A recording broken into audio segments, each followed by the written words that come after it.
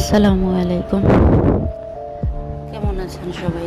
নিশ্চয়ই আল্লাহর রহমতে ভালো। আমিও আপনাদের দোয়ায় ভালোই আছি। লাস্ট ভিডিওতে বলেছিলাম যে আমার ঘরের ডায়মন্ড প্লেয়ারটাকে আপনাদের দেখাবো, কিন্তু গত কয়েকদিনের নেটওয়ার্ক ছিল না বলে আর দেখানো হয় নাই, ভিডিও আপলোড করা হয় নাই।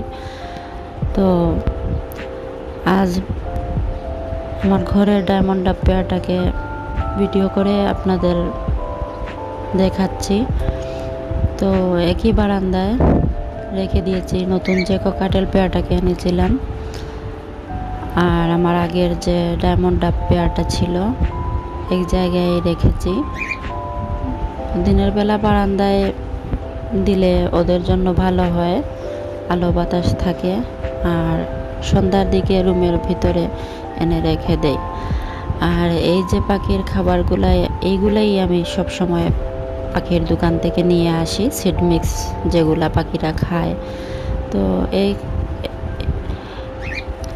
খাবার ছাড়াও এই ককাটেলগুলাকে, বা আগেও আমার যে বাটকিসগুলো ছিল ওদেরকে আমি কলমি শাক, ঘাস বা মাঝে মধ্যে চেঞ্জ করে এটা সেটা দিলে ওদের জন্য ভালো হয়, বা রোগ প্রতিরোধ ক্ষমতাটা অনেক বেশি থাকে। এই জন্য আমি এগুলা দেই। তো এই সিড মিক্সগুলো আনার জন্যই আমায় প্রতি মাসেই যেতে হয় পাখির দোকানে। আর এই তো ওই যে বারান্দার কোনায় আমার গাছের চারাও দেখা যাচ্ছে। তো মিষ্টি লাউয়ের চারা দুটো হয়েছে। আমার আম্মার কাছে মিষ্টি লাউয়ের ছিল, বিচি ছিল। তো ওই দুই তিনটাই মাটিতে করেছিলাম, তো হয়ে গেছে দুইটা। বেশ ভালোই লাগে, দেখতে সুন্দর লাগে। তো এই তো পাখিগুলাকে এইভাবে রেখে দিয়েছি।